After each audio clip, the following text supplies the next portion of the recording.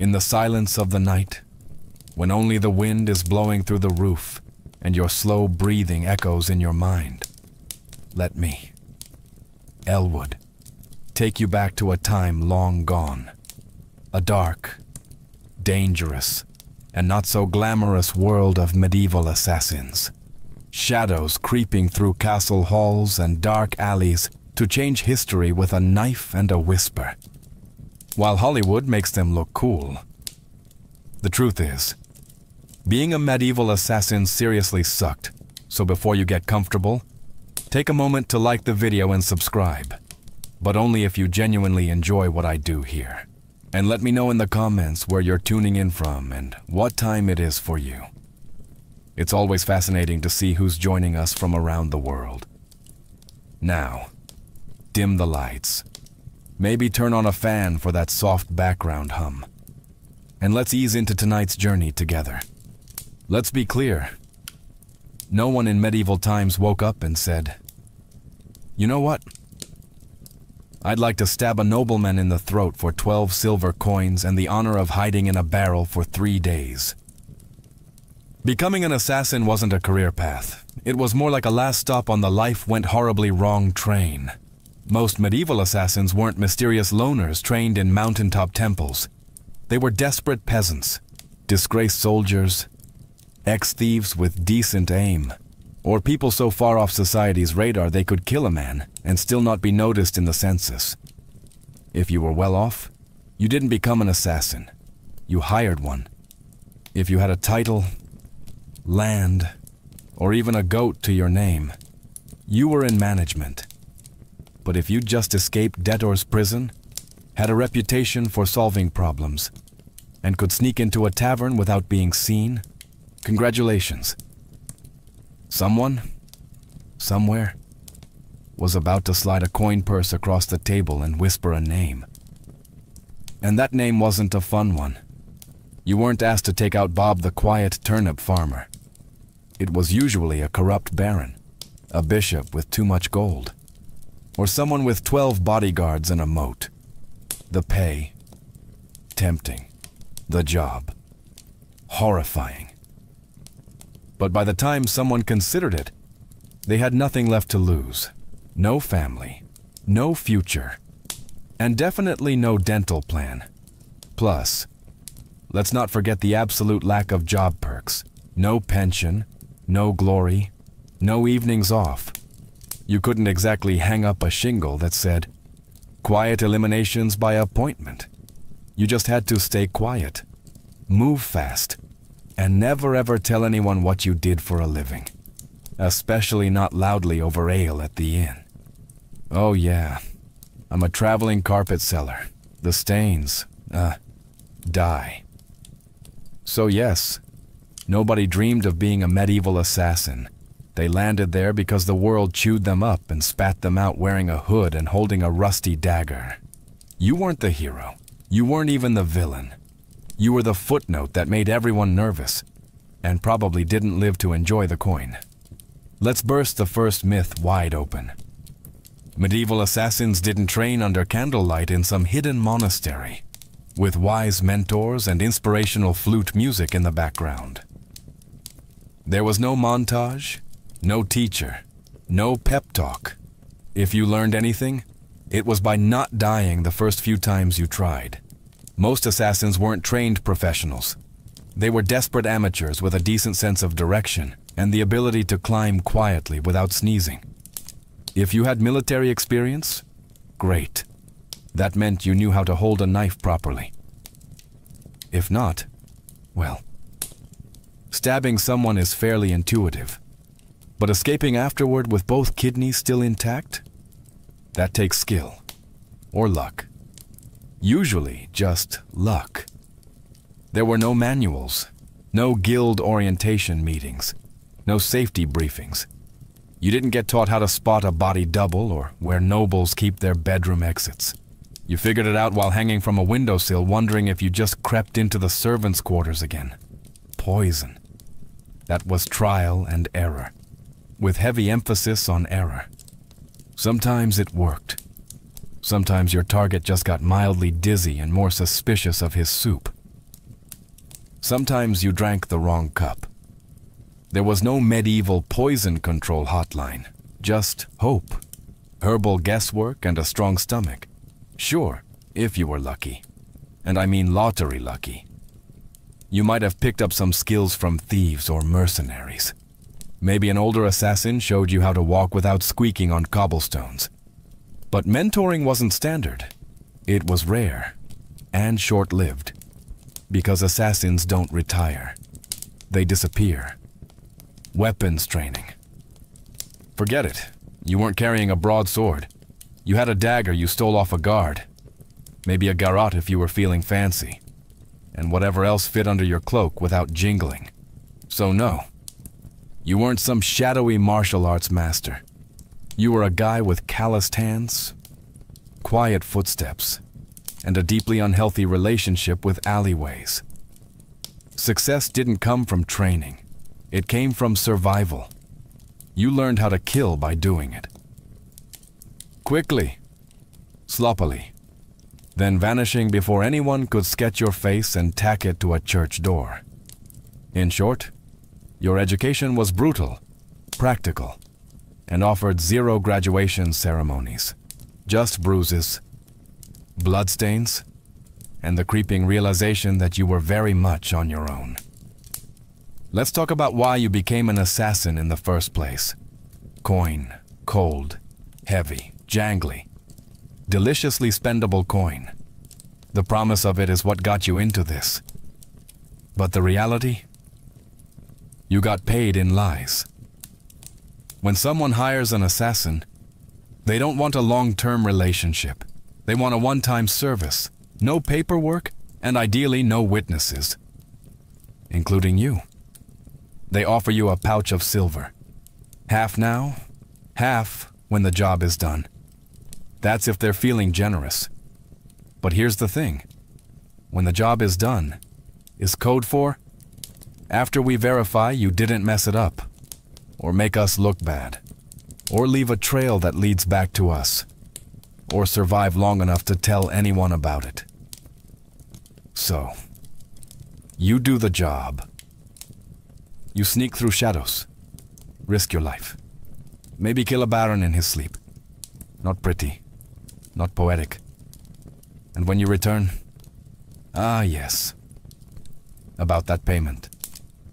The client fled, terribly sorry. Or worse, they tried to kill you. A knife to the gut is cheaper than a bonus, and even when you do get paid, it's never quite enough. Not for the risk, not for the blood, not for the 3 days you spent hiding in a haystack with fleas and moral regret. You get a handful of coins, a curt nod, and a reminder, you were never here. Also, fun fact, some contracts were fake, political traps. You'd be told to assassinate someone dangerous, only to find out it was a decoy with guards waiting. Congratulations. You just walked into a sting operation with your name already carved on the gallows. And even when the deal was real, you couldn't exactly go to court and file a complaint. Your Honor, I'd like to sue Lord Edmund for breach of assassin contract. The only court you'd see was the one where you were the exhibit. So you learned to take what you could, demand payment up front, and trust absolutely no one. Not even the greasy little scribe who swore this job would change your life. It did. Mostly by shortening it. Being an assassin meant living on broken promises and vanishing before they broke you. So you've taken the job. You've been lied to about the pay. You're probably going to die. Now let's talk gear. Forget the fantasy novels and sneaky video games. There were no retractable wrist blades, smoke bombs, enchanted daggers, or crossbows that folded neatly into your boot. Your toolkit consisted of whatever you could steal, sharpen, or hide beneath a tattered cloak without clanking, if you were lucky. And I mean, found a gold coin in a dead man's shoe? Lucky. You had a good dagger. Not ornate, not curved like a dragon's tooth. Just sharp, hopefully rust-free, and ideally one that didn't smell like the last guy you stabbed with it. Poison. It existed. Sure. But it wasn't as glamorous as a slow drip into a wine goblet. Most medieval poisons were unpredictable, made from plants, minerals, or toad guts. Some worked instantly, some took hours. Some made your victim vomit for 2 days and then recover, angrier and now very suspicious of stew. Ropes, occasionally useful. You could strangle, climb, or tie something up with one. But you'd better know how to use it fast. Because nothing kills the mood like trying to wrestle someone while muttering, "Wait, which knot goes under again?" Bows. Effective. Yes. If you had one, knew how to shoot it, and weren't trying to smuggle it through a palace disguised as a flower arranger. Most assassinations were up close and personal. No time for elegant marksmanship. Just quick, quiet, and hopefully not messy enough to slip in. And you didn't get backups if your blade bent, broke, or fell down a well. Time to improvise. Slate roof tile, maybe rusty nail. Worth a shot. Shoe buckle with intent. Desperate times. You carried your tools hidden in hems, boots, or inside hollowed out bread if needed. And you kept them close, not for safety, but because in this line of work, your weapon was your best friend, your boss, and your only retirement plan. There were no upgrades, no tinkering with gear between missions. You didn't polish your kit. You prayed it didn't betray you mid-strike. Because in the end, it wasn't the weapon that did the killing. It was you, alone, poorly equipped, and expected to perform miracles with a spoon and a prayer. Assassins weren't hired to take out random drunks in back alleys. No one paid you to stab Jeff, the sleepy candle maker. Your targets were important. Nobles, bishops, military officers, sometimes even royalty. And those people, they were very hard to kill. First, there were the guards. Not one or two. Dozens.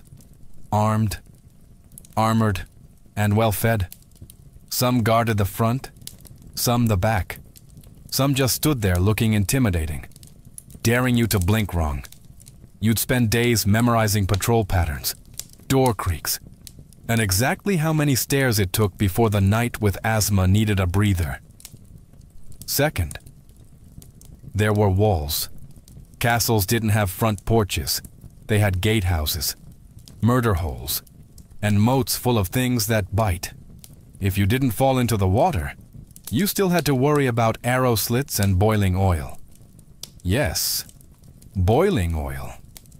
Your job description included, may get flambéed for peeking.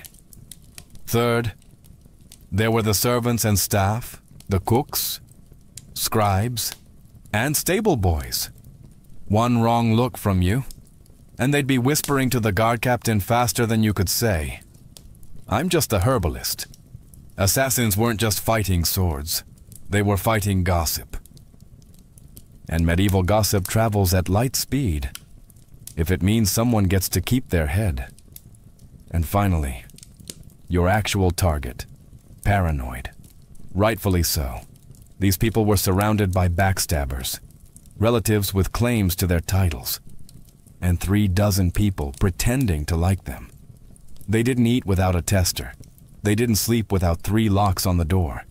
Some even slept in decoy beds or rotated rooms like a deadly version of musical chairs. And don't get excited if you hear they're attending a feast. Yes, they'll be drunk. But so will you, and you'll still have to get past the royal guards.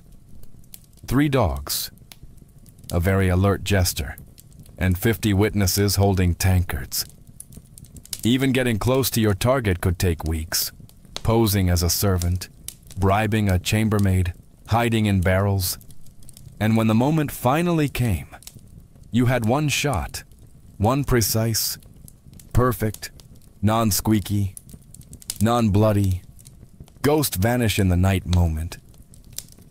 Or you'd become the next public deterrent, swinging from the castle gate with a sign that read, "Nice try."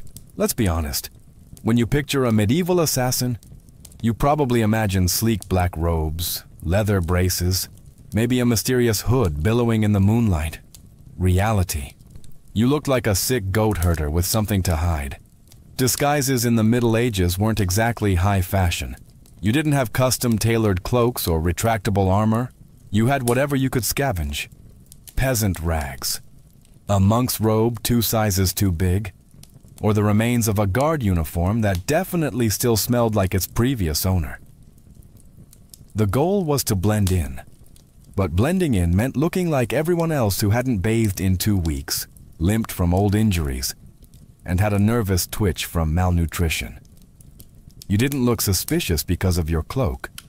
You looked suspicious because you kept adjusting your belt to hide a dagger wrapped in cheesecloth. And forget masks. There were no Guy Fawkes options. Most face coverings just made you look like a leper, which was great for avoiding conversation, but terrible for entering parties. If anyone asked who you were, you had to think fast. I'm Brother Tobias. I take care of silent prayer and rooftop maintenance, even assuming you made it past the guards. Noble households weren't full of idiots. Servants noticed unfamiliar faces, especially ones that fumbled chamber pots and couldn't name the cook's cat. You were always one. I've never seen you before, away from being clubbed with a candlestick. And if your disguise did work, congratulations. You now had to stay in character for hours while pretending not to notice all the very stab-worthy people wandering by. Also, wigs. They didn't exist. If you needed to look older or younger, you were stuck smearing dirt on your face, squinting, and hoping no one got close enough to notice that your beard was glued on with honey. The truth was, your disguise didn't protect you. It gave you maybe 5 minutes of confusion.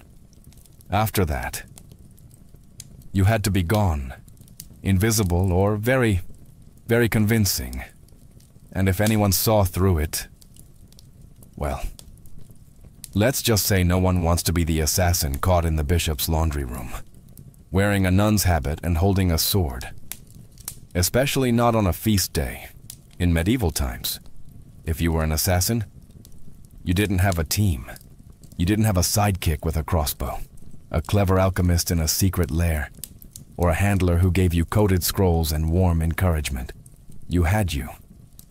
A rusty dagger and crippling trust issues. There were no guilds.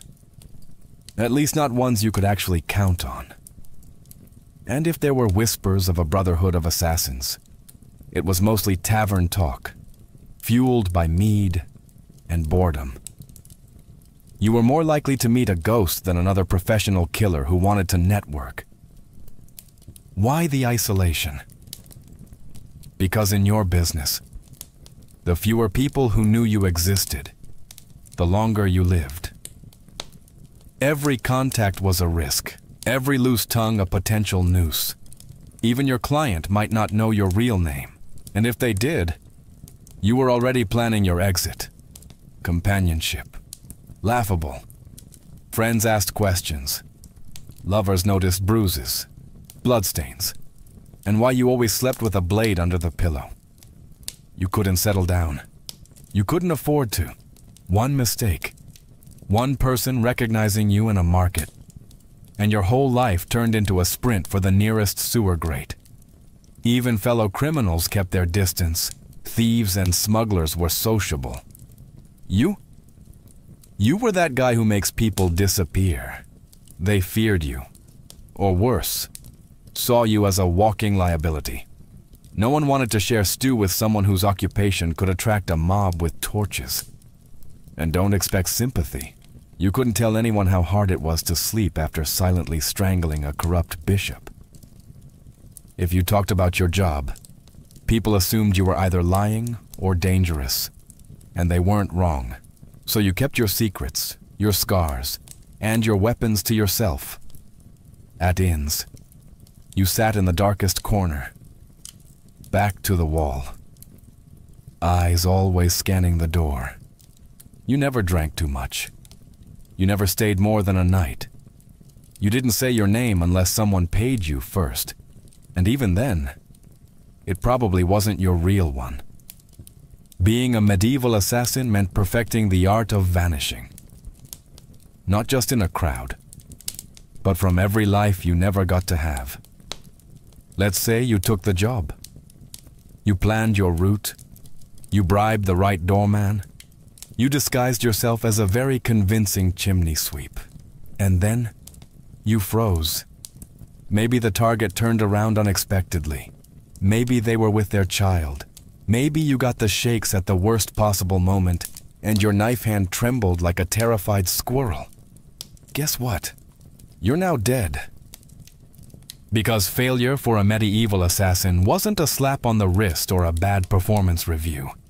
It was a public, painful, and wildly theatrical death, often involving ropes, fire, wheels, or sharp iron devices with names like the Bone Cracker's Delight. Missing the kill meant blowing the whole operation. Your target lived and immediately told everyone that someone tried to murder them. Suddenly, you weren't a shadow. You were a wanted man with a detailed description and probably a crude sketch tacked to every tavern wall within 30 miles. And those guards you once snuck past, now they're motivated. Sometimes it wasn't even your target you had to worry about. It was your client. If you failed, you were no longer an asset. You were a liability, someone who could be tortured, interrogated, or worse, talk. The very people who paid you would be the first to put out a second contract. On you. And there were no second chances. No. Sorry. The blade slipped. I'll try again tomorrow. You had one shot, one moment in time. And if you blew it, the best you could hope for was to die quickly before anyone found out who hired you. Failure also meant shame. The silent, humiliating kind. You didn't just fail to kill, you failed to be invisible.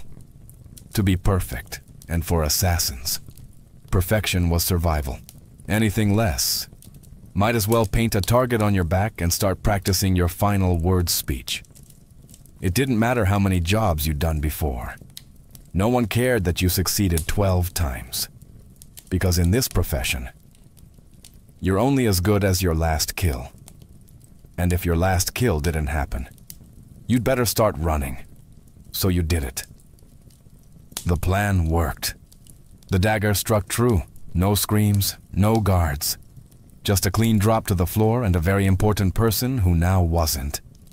Congratulations. Now run for your life. Because being a successful assassin in medieval times didn't mean sipping wine on a rooftop while the city burns behind you. It meant fleeing through back alleys with someone's blood on your boots and a dog already sniffing your trail. There was no victory lap, no post-job drink with colleagues, no casual debrief with your client.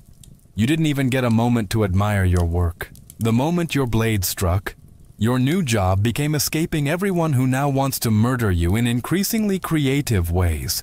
Guards, coming, doors, locked, horses, tied up on the other side of town. You, probably bleeding. You had to plan your exit before the kill. Routes, disguises, fallback safe houses, maybe a boatman who owed you a favor, or at least didn't ask questions, because the city would go on lockdown within minutes. No one wanted a scandal, and lockdown meant closed gates, armed checkpoints, and a dozen angry men with swords who all just received your rough sketch and the phrase, maybe armed and extremely stabby. And let's talk about the client. Assuming they actually planned to pay you. They weren't going to meet you at a cozy tavern with a smile and a thank you card. They'd probably vanish too, because an assassin who just completed a job is the most dangerous person alive. You knew too much. You'd proven you could get into places others couldn't. So even when you succeeded, you walked away with coin in one hand and a giant target on your back. And what did you win?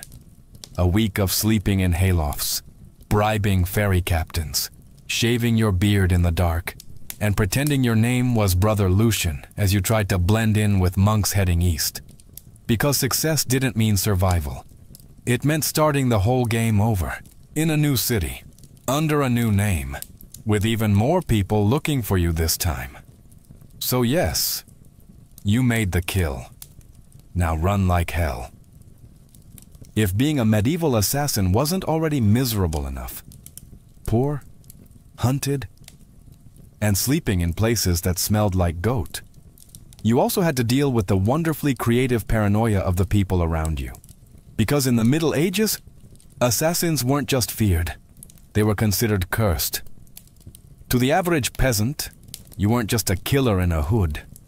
You were some unholy creature who whispered to demons and smeared frog guts on your blade under a full moon. Why else would you be able to sneak past guards and vanish in the dark? Logic wasn't exactly popular back then, but superstition, oh, that was everywhere. Some believed assassins could shapeshift. Others claimed you were invisible unless bathed in holy water. One popular tale suggested assassins made pacts with forests, spirits, and could breathe death through walls. Imagine walking through a village and hearing a woman mutter, "Don't make eye contact. He might hex the baby." Even your tools were suspect. Carrying a dagger. Clearly it was forged in a cursed forge. Using poison. That wasn't chemistry. That was witchcraft. And you probably stirred it with a severed toe under a blood moon. You'd think this fear might help you. After all, people avoided you, right? But the reality was worse. Superstitious mobs don't hesitate. They don't ask questions. They throw stones, set fires, and shout things like, "Burn him before he calls lightning." Your reputation made people overreact.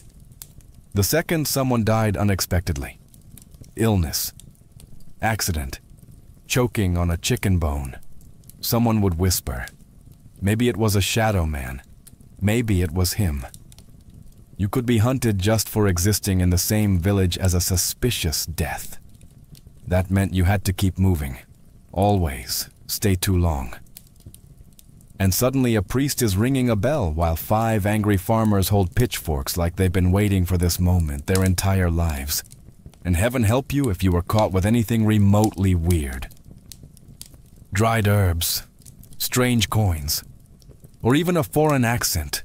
That's all it took for someone to shout, "Sorcerer," and light a torch. In a world that believed monsters wore human faces, being too quiet, too clever, or too fast made you a threat. And in medieval logic, threats had to die, quickly, and preferably on fire. Ah, poison. The assassin's weapon of elegance. A quiet kill, no mess, no screaming, no steel on bone. Just a sip, a stagger, a sigh, and done. That's the theory. In practice, poisoning someone in the Middle Ages was like trying to win a bar fight with herbal tea and a bad attitude. First off, poisons weren't reliable. You didn't have access to purified cyanide or a neat little pill labeled fast-acting doom. You had plants, mushrooms, minerals, maybe the occasional toad. You had to gather, grind, and pray. And even then, it might just give the target a stomachache and a renewed commitment to his anti-assassin guard team. There was no scientific measurement. You didn't dose precisely. You eyeballed it, a pinch too little. And the noble just vomits and cancels dinner, a pinch too much. And you die from exposure before the first course is served. Also, medieval kitchens were chaotic. You couldn't just waltz in and season the soup with nightshade. You had to bribe or impersonate a cook, sneak in while no one was watching, or, worst of all, try to poison a meal that would go through 3 tasters and a dog. Yes, a dog. And if your victim was a noble, they didn't just eat food, They treated it like a military operation. Meals were tasted, blessed, and sniffed by everyone from the steward to the jester. By the time the food hit their plate, it had passed through more security than a royal wedding. Even assuming you did it, you slipped in the poison, it wasn't detected, and the target actually ate it. The next part was wildly unpredictable. Some poisons took hours, some took days. One minute your mark is laughing at a joke. The next he's clutching his stomach and demanding to see his astrologer. And if they survived, guess who they'd blame? Not the cook, not the taster. You, the quiet man, with the herbal knowledge and twitchy eyes. So poisoning wasn't efficient. It was risky, slow, and full of variables, none of them in your favor. And if you were caught, you didn't get a quick death. You got interrogated, with tools, until you confessed to poisoning everyone from the duke to the dog. You'd think that if you successfully changed the course of history by removing a tyrant, sabotaging a royal bloodline, or silencing a political threat, someone would remember your name. Nope. You were an assassin. That meant your name was never meant to be remembered. At best, you were a rumor, some hooded figure, a foreigner with cold eyes, or the quiet man who never finished his ale. You might have pulled off the most legendary hit of the century, and still ended up as a mysterious death in the official record. In fact, that was the point. Your client didn't want a story. They wanted plausible deniability. The fewer people who knew who did it, the safer they were, and the less likely they were to end up poisoned by their own assassin. So your name was buried the moment the job was done. If you even used a real one. You didn't sign your work. You didn't brag. You didn't keep trophies. You didn't exist outside the moment of the kill. And if someone did know your name, that was a loose end. And in your profession, loose ends had a very short shelf life. And forget about honor. There were no medals for silence. No stone monuments for the man who stopped a war with one dagger in the night. If a noble wanted a statue, they commissioned one for themselves. You got a wooden box, an unmarked grave, or if things went really badly, a head on a spike labeled traitor. Sometimes your name was known only so it could be cursed. You'd become a whispered warning. Don't cross the king. Remember what happened to Lord Ulrich? Yes. And the man who did it. Gone. Like a ghost. That was your legacy. Not fame, not fear. Just absence. You weren't supposed to leave a mark. You were supposed to vanish. And if you stuck around long enough to be known, that was a fatal mistake. Because in the medieval world, heroes got remembered, assassins got erased. So you survived, you got the job done, you even managed to get paid. A miracle in itself. Now all you have to do is lay low, keep your head down, and trust that your client will honor the deal and protect your identity. Right. Wrong. Because in the world of medieval assassination, there was one rule even more sacred than don't get caught. Never trust anyone, especially the person paying you. Your client, be they a noble, a merchant, or a bishop with ambition and very loose morals, didn't hire you out of respect. They hired you because they needed something awful done, and you were the sharpest tool in the shadows. Once the job was complete, you became a liability. You knew too much. You knew who wanted who dead, when, why, and possibly how much they were willing to pay for it. That made you dangerous. Not just to their enemies, but to them. So what did they do? They ghosted you. They denied they ever met you. Or worse, They sent someone else after you, to clean up, to tie off the contract with something sharper than ink. There were even cases where clients double booked, hiring one assassin to do the job and another to kill the first one immediately after. No refunds, just reduced risk. And if you dared try to blackmail a client, threaten to expose them, that was bold and also your final mistake. Because powerful people in the Middle Ages didn't negotiate with assassins. They crushed them. If your client had a shred of honor, a rare species indeed, you might get paid and left alone. But even then, you'd still have to assume they were watching you, from a distance, with someone already sharpening steel and memorizing your walk. You were the secret that couldn't talk, the shadow that couldn't stay. Even success wasn't enough to earn trust, because in their eyes, if you killed once, you could kill again. And no one, not even the person who hired you, wanted to be next. Let's say, somehow, you beat the odds. You survived the lies, the poisonings, the betrayals. You outlived your enemies, your employers, and probably your own sense of morality. Now what? You retire? Absolutely not. Because in medieval times, assassins didn't get retirement plans. There were no farewell banquets, no quiet cottages by the sea, no pensions paid in gold coins and grateful whispers. You didn't fade into a peaceful life. You vanished, or you died. Often both. The problem was simple. You were never safe. Even if you walked away from the job, your past didn't. You had too many secrets in your head, too many names in your memory, and too much blood on your hands. People didn't want you retired. They wanted you forgotten, which usually meant buried. And even if no one came after you, and that's a big if, you had to live with a constant fear that someone might, that a new assassin, young and eager to prove himself, had just received a contract for a shadowy figure who used to be someone dangerous. So you changed your name.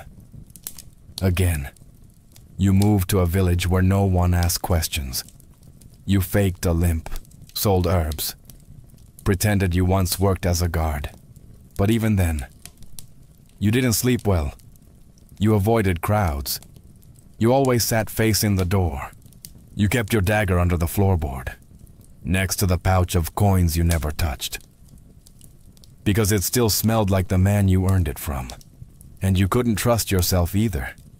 Years of silent killings and quick escapes did something to your brain. Every knock on the door made you flinch.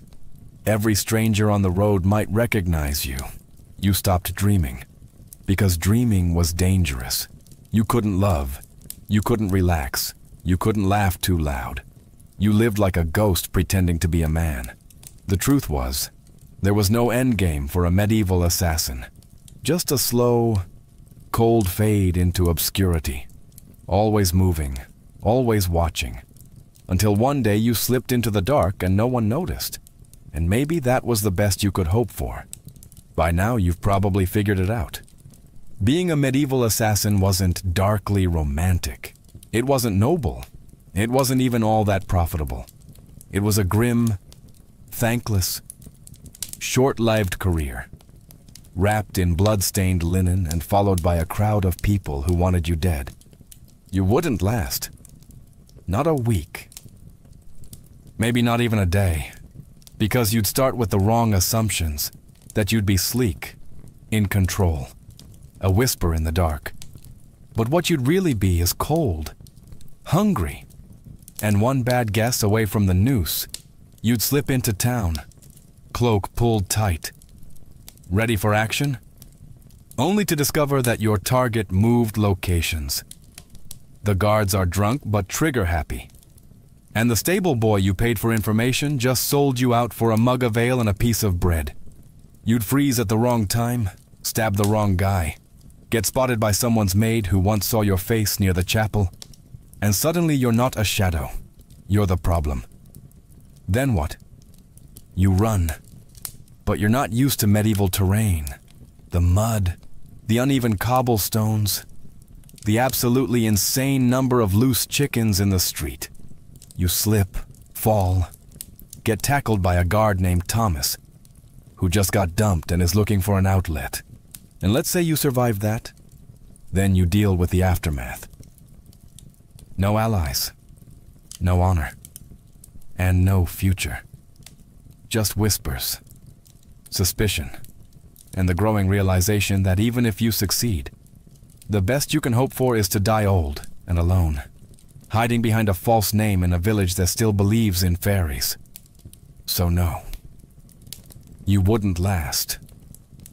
And frankly, you shouldn't try. Because the assassin's life wasn't cool. It was a cruel machine that chewed people up and spat out nothing but shadows. It offered power without peace, and purpose without a place in the world. You didn't make history. You erased yourself from it. And the only thing waiting for you at the end was silence. A silence no one would question. Because no one even remembered you were there in the first place. Before she was the feared queen of Macedonia. Olympias was known as Myrtale, a Molossian princess from the rugged tribal lands of Epirus. Her people claimed descent from Achilles himself. And whether or not the blood of heroes truly ran in her veins, one thing was certain. This was not a woman born for the sidelines of history. From a young age, Myrtle was steeped in mystery and ritual. Her upbringing was shaped not just by politics, but by prophecy, ecstatic rites, and a reverence for the ancient gods. She wasn't the type of princess who smiled and embroidered tapestries. No. She was drawn to serpents, omens, and the frenzied ceremonies of the cult of Dionysus, where women danced barefoot in the moonlight and called upon the divine in states of trance. Her connection to gods wasn't performative. It was personal. She didn't merely worship. She embodied, according to ancient sources, likely written by men both terrified and enthralled. She kept sacred snakes in her chambers, and even allowed them to coil beside her in bed, whether this was a literal fact or the kind of slander that powerful women attract like flies. We'll never know, but it stuck. To her allies, it made her divine. To her enemies, it made her dangerous. Her real power began not in a battlefield or throne room, but in the uneasy flicker of torchlight, among the whispers of priestesses and the curling bodies of serpents. She wasn't just a princess. She was a living oracle.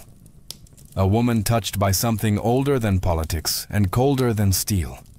So when Philip II of Macedon, brutal, brilliant, and famously horny, arrived at the island of Samothrace for a religious initiation, he didn't just meet a beautiful princess. He met a mystery he couldn't resist. Their marriage wasn't just a political alliance. It was a collision of prophecy and power. And from the beginning, it was full of omens. Some said lightning struck the sky on their wedding night. Others claimed Olympias dreamed of a thunderbolt entering her womb. All of it would become legend. But one thing is certain. The union of Olympias and Philip didn't just create a child. It created Alexander the Great, and she intended to shape his destiny from the very first breath. Olympia's marriage to Philip II was not the fairy tale one might expect for a queen who would one day birth an empire. From the beginning, it was a combustible mix of prophecy, pride, and paranoia. Philip, ruthless, charismatic, and already collecting wives like trophies, married Olympias around 357 BCE. She was likely just a teenager, but she wasn't naive.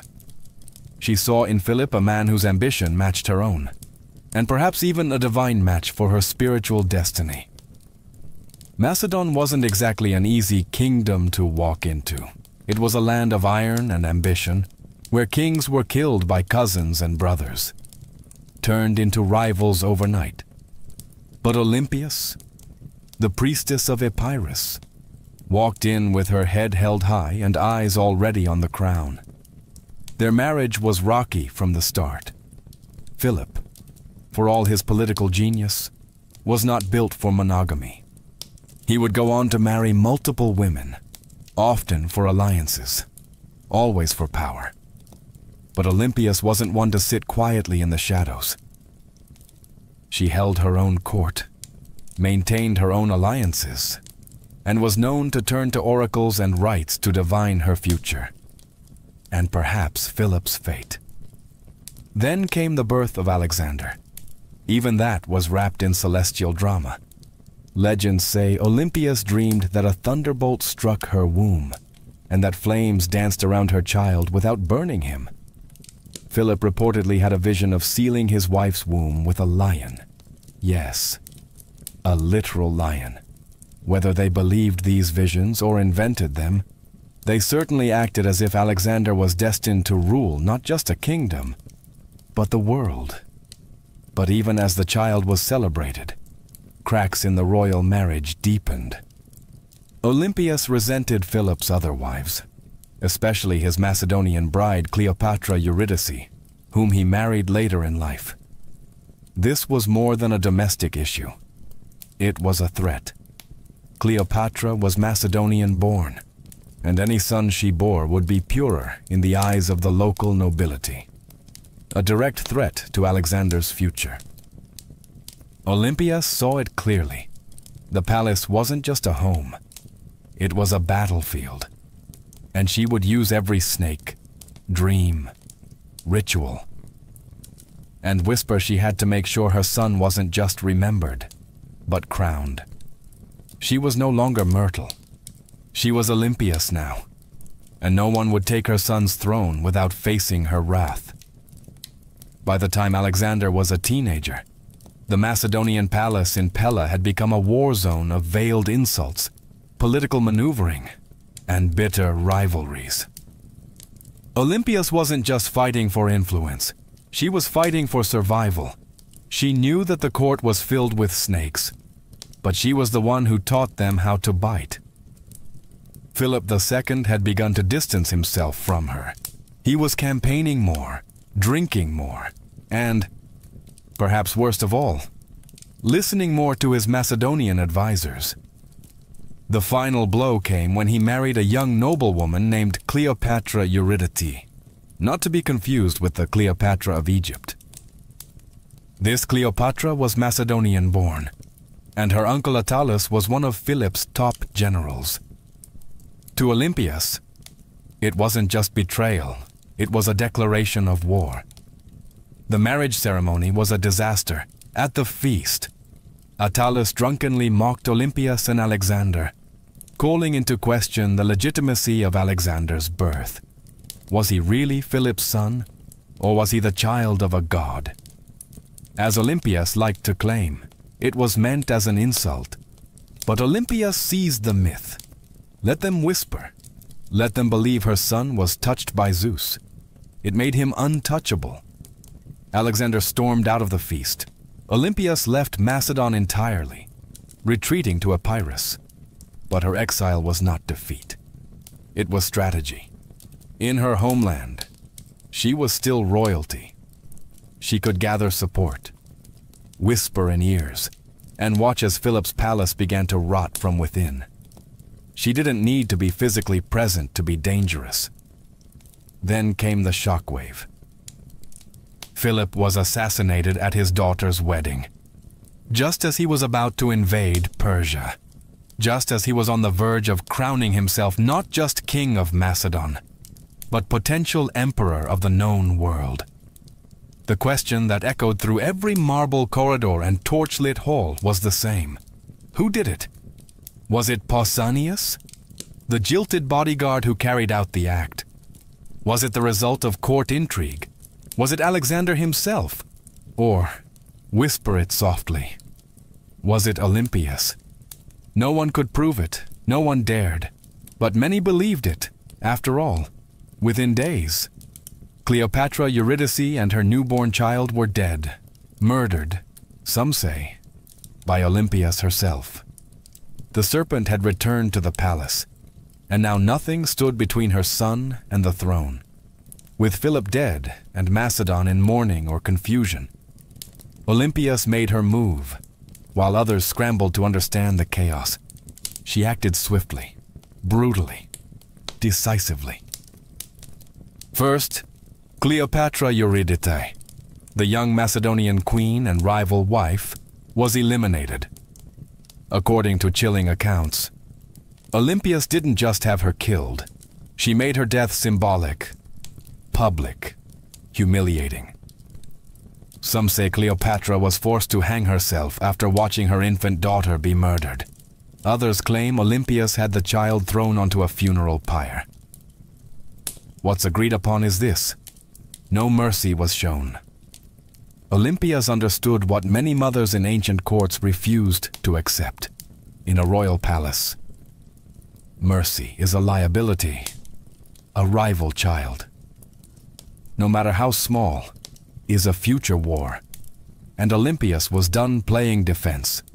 With Cleopatra and her bloodline erased, she could turn her attention to securing Alexander's throne.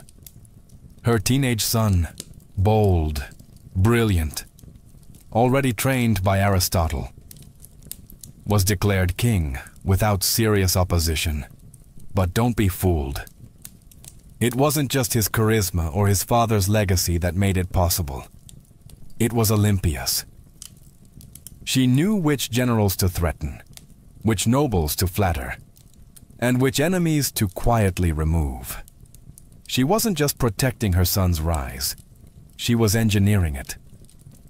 Alexander himself didn't always approve. He reportedly disapproved of the violence against Cleopatra's family. But he also didn't stop it, because deep down, he knew what Olympias had always known. Power demands blood. And in Macedon, bloodlines were both a blessing and a curse. With her son now king, Olympias began to recede slightly from public life. But this was no retirement. She simply shifted from open strikes to whispered influence. As Alexander prepared to launch his conquest of Persia, she remained behind, not as a passive queen mother, but as the spiritual guardian of his destiny. She sent him sacred relics, consulted oracles, and performed rituals on his behalf. To Olympias, her son's mission wasn't just military, it was divine. Alexander wasn't going to war, he was fulfilling prophecy.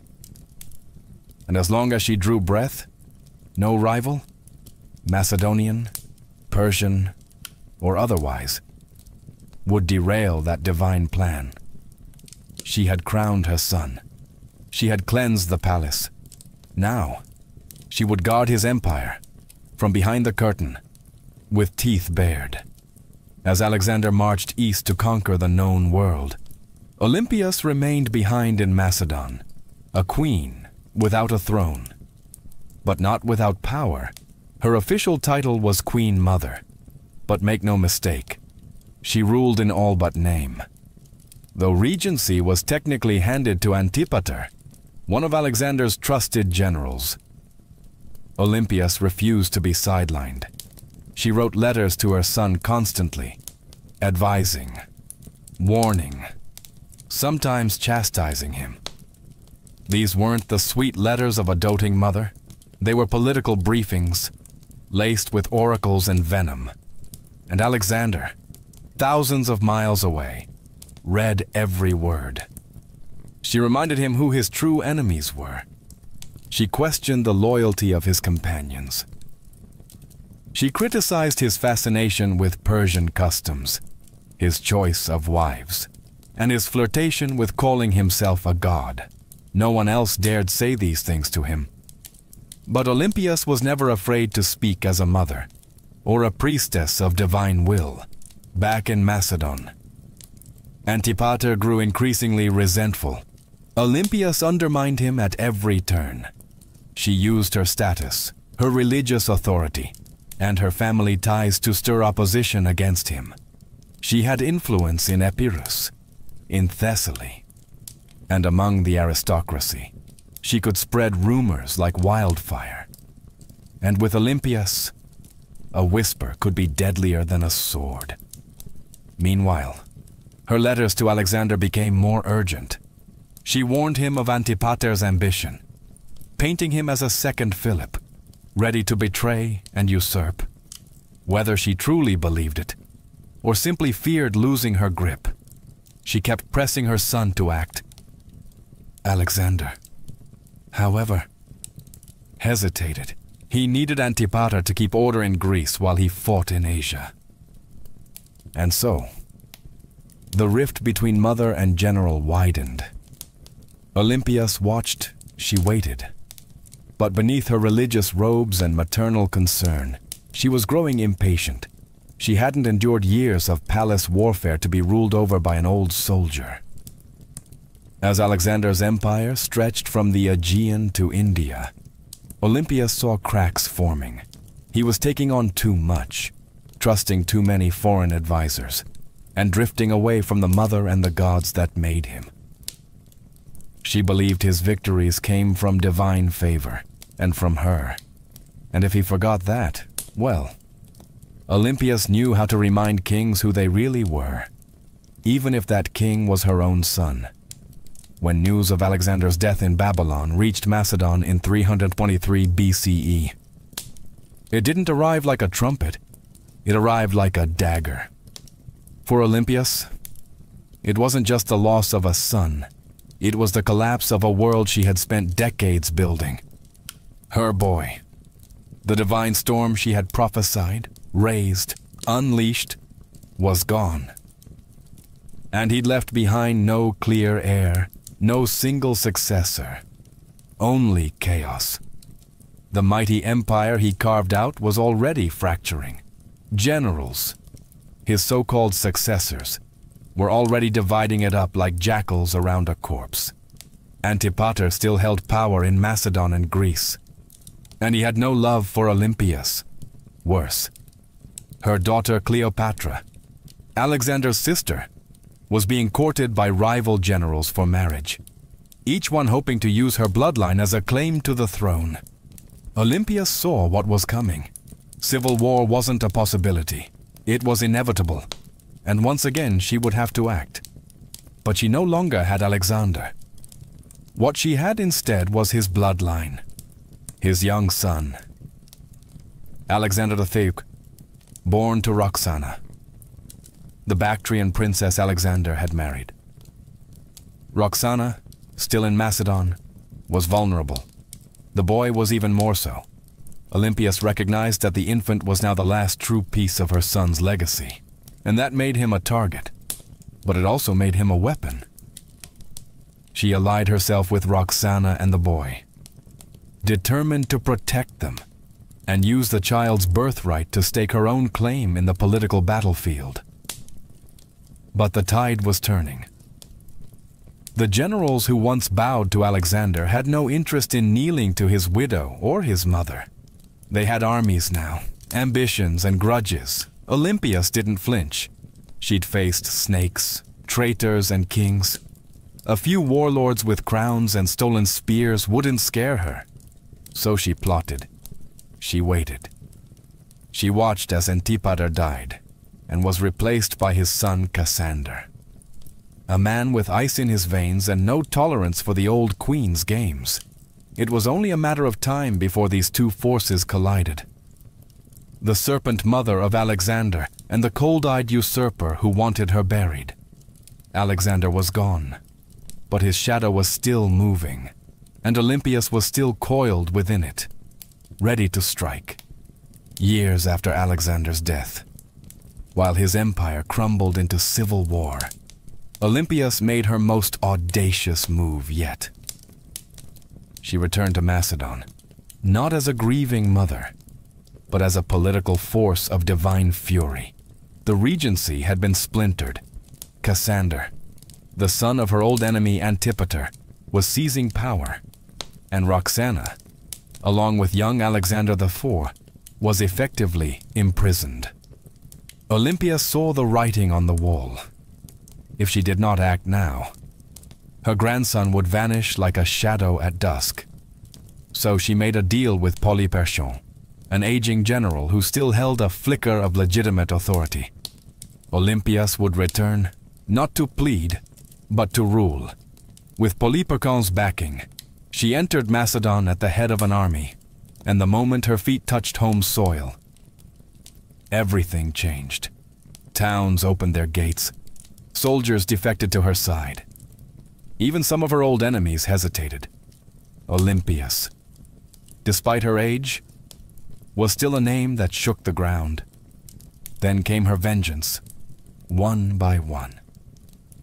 She hunted down the loyalists of Cassander. And when she finally caught Philip III Aridaeus, Alexander's mentally impaired half-brother and puppet king, she ordered his execution. According to some sources, his wife Eurydice was captured and given the opportunity to kill herself. When she refused, Olympias had her strangled. It was brutality veiled in royal protocol, and Olympias, ever theatrical, staged the scene like goddess delivering justice. Her message was clear.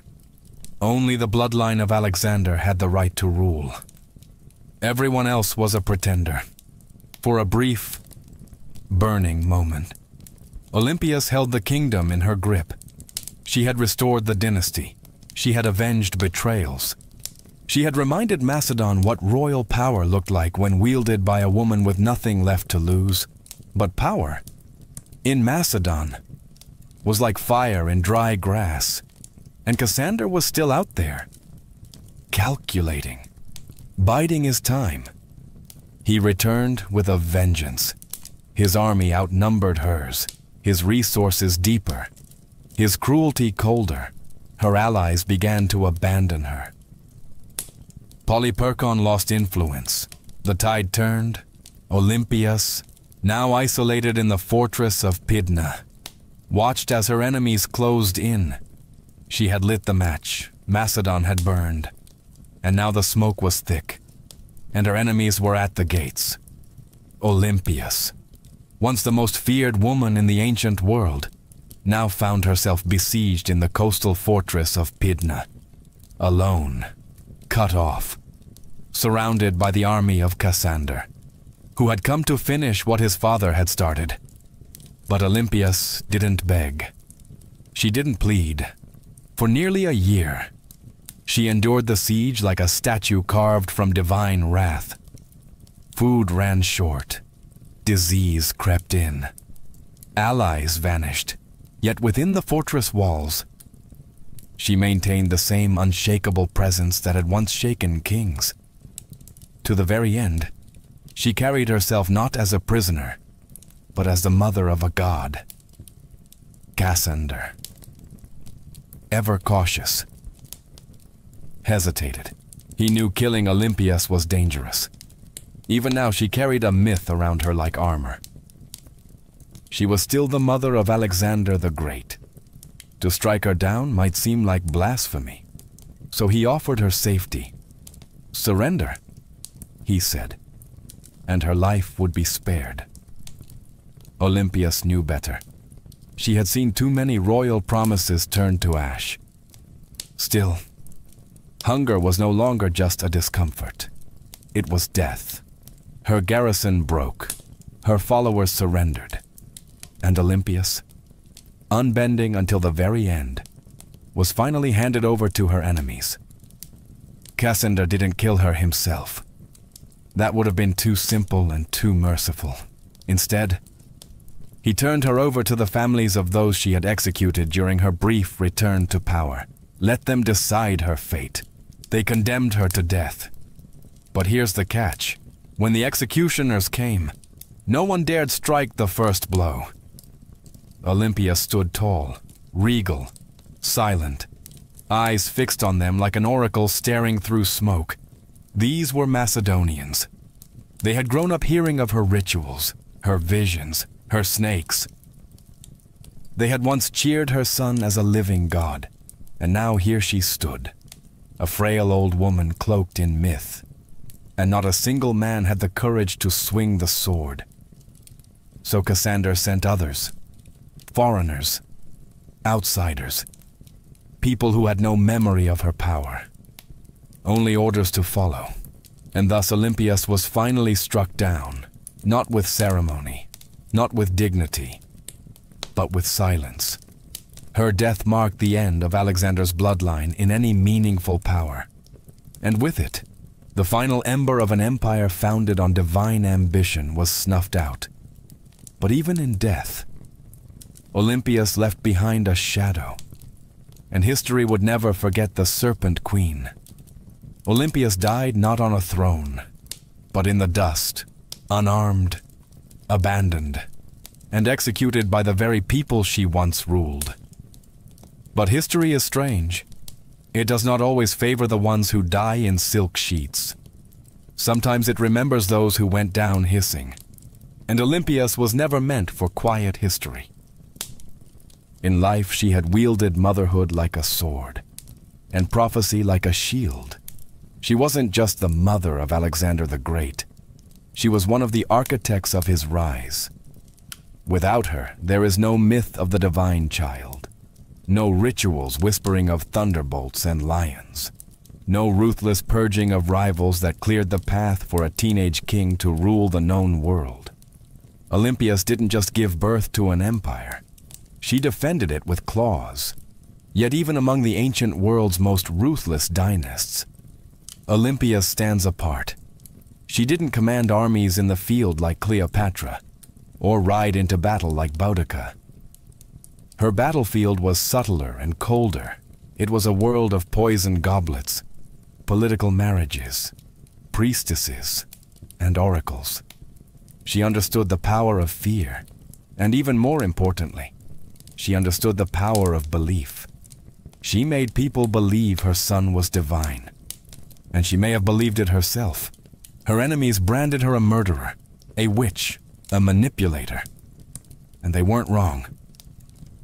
Olympias was all those things, and more. She was the product of a brutal world that respected cunning far more than kindness. And she learned early that mercy was a luxury queens couldn't afford. In the centuries that followed, she was both vilified and mythologized.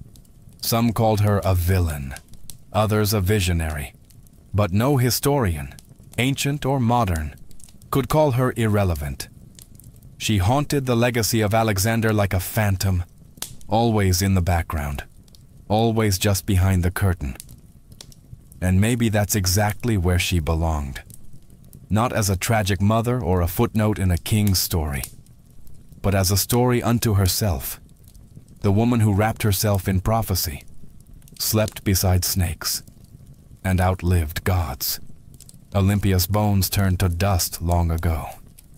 But her legend endures, in every tale of ruthless queens, in every whisper of blood-born destiny, in every empire built on myth. She is still there, coiled in the dark, waiting. On the sun-bleached island of Crete, just a few miles south of the modern city of Heraklion, lies a ruin that feels more like a dream than a real place. Stone corridors snake in all directions. Rooms twist and double back. Staircases lead nowhere. It's easy to lose your sense of direction even today. This place is Knossos, the heart of Minoan civilization, and the supposed inspiration for one of the most enduring myths in human history, the Labyrinth of the Minotaur. But before there was a legend, there was a palace. A palace unlike any other, built around 1900 BCE and expanded over centuries.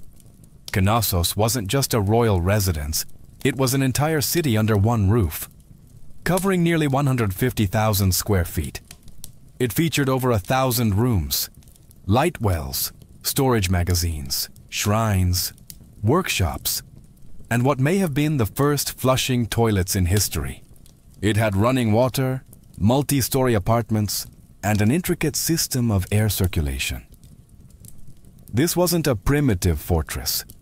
It was an architectural masterpiece. To modern archaeologists, Knossos looks like organized chaos. To ancient visitors, it probably felt like magic. The man who brought Knossos into modern awareness was British archaeologist Arthur Evans. In the early 1900s, Evans excavated the site and quickly became convinced that this was the origin of the Greek labyrinth myth. The layout was disorienting, the architecture deeply symbolic, and everywhere he turned, he found motifs of bulls, painted on walls, carved into stone, or sculpted into tiny golden charms. The bull, after all, was sacred to the Minoans. Evans even went so far as to name the civilization after the mythic king Minos. Whether Minos was real or not, his legend became inseparable from the ruins. But here's the twist. No one's found a literal labyrinth, no underground maze, no prison chambers, no half-man monster. What we have instead is something far more mysterious. A city designed in loops, wings, and layers. Deliberately difficult to navigate, and the deeper you go, the more the lines between history and mythology blur. So the question remains, was the Minotaur born from these walls?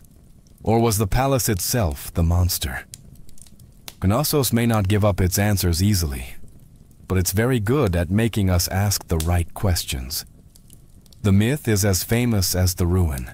A monstrous half-man, half-bull, trapped in a labyrinth so complex that no one who entered ever found their way out. Only Theseus, the Athenian hero, managed to kill the beast and escape, thanks to a ball of thread and the cunning of Princess Ariadne. But where did this story come from? And why a labyrinth? The earliest versions of the myth speak of King Minos, the powerful ruler of Crete, who demanded tribute from Athens in the form of 7 boys and 7 girls each year. These unfortunate souls were fed to the Minotaur, a creature born from divine punishment and shame. The Minotaur, locked in an underground maze, symbolized the dark underbelly of power, something savage hidden behind grandeur. To ancient Greeks, Crete had long been a land of wealth, mystery, and fear. Its seafaring people, the Minoans, were seen as both elegant and alien. Their rituals involved bull leaping. Their artwork depicted strange gods, and their palaces were unlike anything on the mainland. To a visiting Greek from 1000 BCE, Knossos might have felt like another world. The bull itself was sacred in Minoan culture. Frescoes show young men and women vaulting over charging bulls in ritual displays, horns of consecration. Stylized bull horns appear on rooftops and altars. Combine this with a palace that feels like a maze, and the ingredients for a legend begin to stir. But what if the Minotaur wasn't just a monster? What if it was a metaphor? Some scholars believe the tale reflects a memory of Cretan dominance over the Aegean, a time when Athens truly did pay tribute to a stronger, stranger power. The labyrinth could symbolize the political entrapment of weaker states, and the Minotaur, the raw, terrifying force behind Minoan rule. Others argue it's more psychological, the labyrinth as the unconscious mind, the Minotaur as our hidden urges, and Theseus, the hero, walking bravely into the darkness, guided only by the thread of memory. Still, the myth remains tangled with Knossos. The palace is the closest thing we've ever found to a real labyrinth. No monster, no Ariadne, but perhaps something deeper. Not just a myth echoing through history, but a history that was asking to become myth. Long before Athens raised its marble temples, or Sparta sharpened its spears, there was the Minoan civilization, one of the earliest advanced societies in Europe. They ruled not through conquest, but through trade. art, and what seems like an almost supernatural command of architecture. At the heart of their power stood Knossos, a palace that wasn't just a seat of royalty. It was a hub of culture, ritual, and economy. The Minoans flourished from around 2600 to 1400 BCE. Based on Crete, they developed a sprawling trade network that reached Egypt, Mesopotamia, the Levant, and even the distant shores of Spain. Their ships cut through the Mediterranean like silent arrows, ferrying pottery, saffron, bronze, and luxury goods. They didn't build vast armies. They built relationships, and that, more than weapons, made them rich. What's most striking about Minoan culture is how different it was from their later Greek successors. Their artwork celebrated nature, animals, and flowing human movement, not war or divine punishment. Frescoes show dancers, dolphins, and athletes vaulting over bulls. Even their goddesses are different, powerful. Bare-breasted figures often holding snakes, symbols of fertility, transformation, or protection. At the center of it all was Knossos, not a fortress on a hill, but a complex in a fertile valley. It had no massive defensive walls, suggesting the Minoans either felt secure on their island or projected enough power to make defense unnecessary. Their confidence was architectural. Multi-story buildings, colonnaded courtyards, and advanced plumbing systems hinted at a society far ahead of its time. And yet, for all their sophistication, the Minoans left behind no deciphered written records. Their primary script, Linear A, remains unreadable to this day. We don't know what they called themselves. We don't know what their kings believed, what prayers they spoke, or what truly happened behind the walls of Knossos. All we have are their ruins, their art, and their influence, absorbed later by the Mycenaeans and echoed in Greek myths. The Minoans were not just builders of palaces, they were architects of mystery.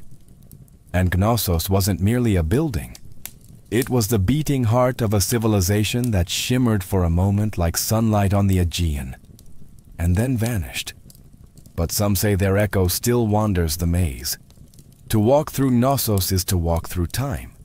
Layered, confusing, beautiful time. It's not just the scale that overwhelms you. It's the design.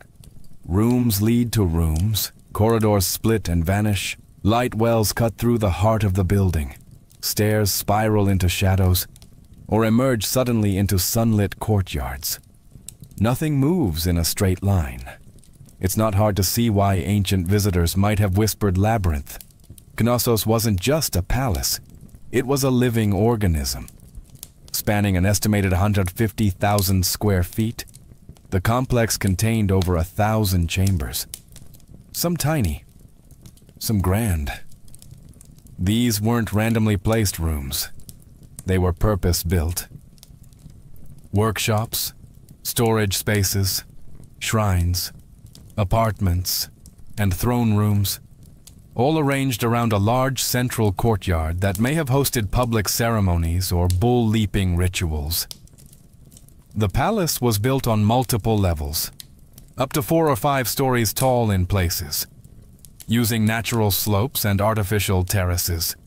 To navigate it without getting lost, you'd need memory, instinct, or a thread like Theseus. And yet, this apparent chaos hides a remarkable intelligence. The Minoans mastered passive ventilation, cooling rooms through air shafts and open stairwells. They funneled rainwater through clay pipes and had toilets that flushed long before Rome made it fashionable. One of the most iconic areas is the so-called throne room, named for the alabaster chair built into the wall, flanked by benches. Around it are frescoes of griffins, mythical guardians. Was this the seat of a priest-king? A goddess's chamber? A sacred court? No one knows for certain, and the walls. They speak in color. Vibrant frescoes show dolphins swimming above bathtubs, women in elegant flounced skirts with bare chests, youths leaping bulls mid-air. The art wasn't just decoration, it was identity. Fluid, natural, deeply connected to earth and sea. Still, the deeper you go, the more Knossos begins to disorient. Some parts seem intentionally complex, like they were designed to confuse. Maybe that's the root of the labyrinth legend. Not a prison for monsters, but a palace that felt alive. A building that invited awe, ritual, and just a touch of fear. No locked doors, no mythical beasts, just a place built to make you question where you were and what was waiting around the next corner. Knossos wasn't just an administrative center or royal residence. It was a place of worship, an architectural expression of the Minoan soul. Steeped in ritual, myth, and divine mystery. Unlike later Greek temples, there are no towering columns to Zeus or marble shrines to Athena. Instead, the spiritual world of Knossos is more subtle, woven into the fabric of the building itself. Shrines hide in corners, pillars rise like sacred sentinels, horns, stylized, carved, symbolic, appear on rooftops and altars. Everywhere you look, the bull motif dominates, suggesting a powerful connection between worship, the natural world, and this revered animal. The Minoans didn't seem to fear the bull. They celebrated it. The famous bull leaping fresco in Knossos isn't just athletic art. It may depict a religious rite, young men and women vaulting over a charging bull, locked in a dance of danger and grace. It wasn't sport.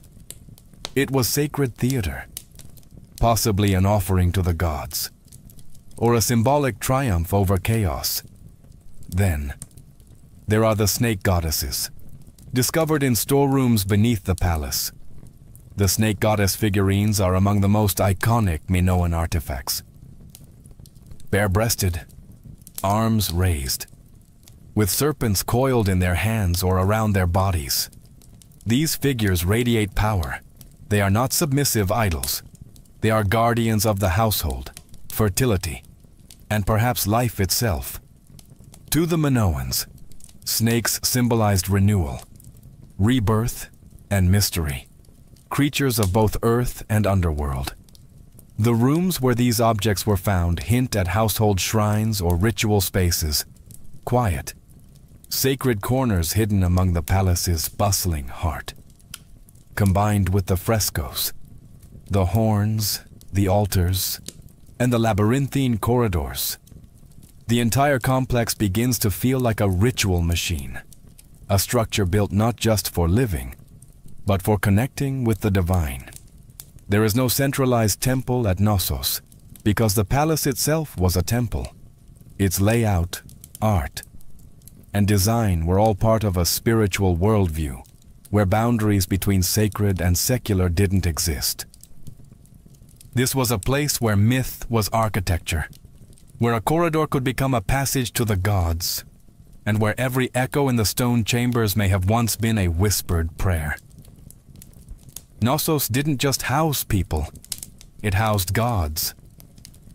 For centuries, Knossos stood as a beacon of prosperity, innovation, and cultural sophistication. But then, something happened, something sudden, something no one can fully explain.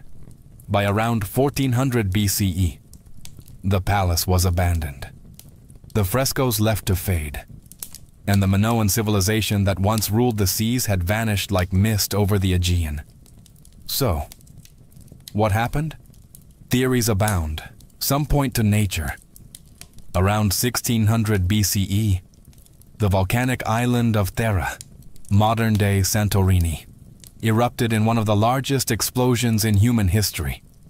The blast was so massive it likely caused tsunamis that battered Crete's northern coast, devastating ports and farmland. Ash clouds may have blocked the sun, choking crops and disrupting the climate. While Knossos wasn't immediately destroyed, the aftermath of Thera's eruption may have shaken the foundations, economically, politically, and spiritually. Others look to war.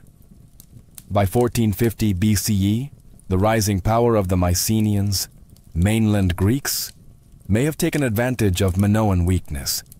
Archaeological evidence suggests Knossos was reoccupied briefly, but the culture had changed. The art became more martial. Linear A, the Minoan script, was replaced with Linear B, used by Mycenaean scribes. The palace that once thrived with snake goddesses and bull dancers now whispered in a foreign tongue.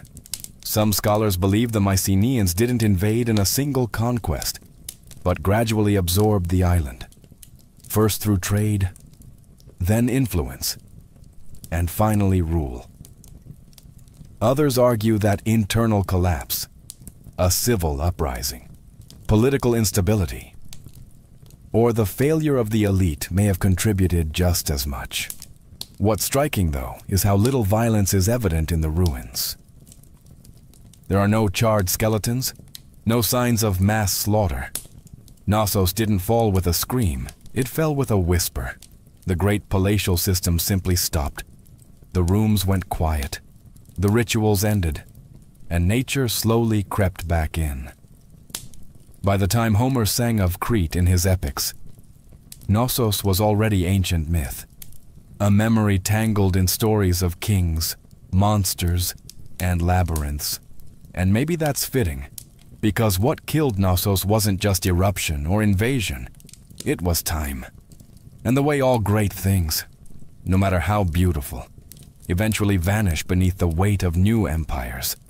But the bones remain, and if you listen closely, the maze still hums beneath the earth for thousands of years. Knossos lay buried beneath the Cretan soil, just another mound of stone lost to time, its name forgotten, its myths distorted, its walls swallowed by olive groves and dust. That is, until one man decided to chase a legend. His name was Sir Arthur Evans. And he didn't just rediscover Knossos, he reimagined it. In 1900, Evans, a British archaeologist with a flair for drama and a deep love for Homeric myth, purchased the land that covered the ancient ruins. Local farmers had been finding strange seals and artifacts, clues that something enormous lay beneath their feet. Evans dug in. What he found would change the history of the Aegean forever. He uncovered a palace so vast, so complex, and so advanced, that he was convinced this was the mythical home of King Minos. The frescoes, the horns, the sheer architectural strangeness of the site. It all pointed, in his mind, to one thing: the labyrinth. Evans wasn't just an archaeologist. He was a storyteller, and sometimes a controversial one. He named the people who built Knossos the Minoans, after Minos. He interpreted symbols, reconstructed frescoes, and restored parts of the palace using reinforced concrete. A move that has drawn both praise and criticism. Some call it visionary. Others call it vandalism. Because what you see today at Knossos is partly ancient ruin and partly Edwardian imagination. Still, Evans did what no one else had dared. He brought Knossos back to life. He gave Europe a glimpse into a Bronze Age world far older than classical Greece, a civilization of art, mystery, and maritime elegance. He also unearthed the still undeciphered Linear A script, opening new questions about language, literacy, and the limits of our understanding. But Evans did more than excavate stone. He resurrected a myth and forced historians to reckon with the fact that behind the legend of the labyrinth was something real, something complex, something very human. A palace that felt like a maze, a civilization that slipped into shadow, and a man who peeled back the earth, only to discover a story far stranger and more beautiful than he had imagined. Knossos had slept for 3,000 years. Evans rang the bell that woke it up. Walk through Knossos, and you're not just walking through architecture. You're walking through a language of symbols, frescoes, carvings, patterns. They're everywhere. But the Minoans didn't leave us a Rosetta Stone. Their primary script, Linear A, remains undeciphered. So instead of reading their thoughts, we must see them, painted across plaster, carved into walls, and hidden in patterns. What exactly were they trying to say? The art of Knossos is unlike anything in the ancient world. There's no obsession with warfare, no rows of kings or battle-hardened heroes. Instead, we find nature, leaping dolphins, blooming lilies, birds in flight, and sacred bulls. The humans are lithe, elegant, and often dancing or performing rituals, even in scenes that suggest danger. There's rhythm and beauty. The Minoans weren't chronicling conquests. They were celebrating life, cycles, and possibly cosmic order. The most iconic symbol, though, is the double axe, or labris. Found throughout Knossos, in shrines, on frescoes, even etched into stones. The double axe is believed to be a religious symbol, possibly tied to female divinity or celestial cycles. Some suggest the very word labyrinth might derive from labris, making the labyrinth not a maze at all, but a house of the double axe, a sacred space, not a trap. Then there are the horns of consecration, stylized bull horns placed atop walls and altars. These may have been religious markers, separating sacred space from the mundane, combined with frequent depictions of bulls and bull-leaping rituals. It's clear the animal had deep spiritual significance, whether it represented nature, fertility, chaos, or a divine presence. No one agrees. But the bull is everywhere. Even the layout of Knossos may have symbolic meaning. Some archaeologists believe it was built not just for function, but to mirror celestial or seasonal patterns.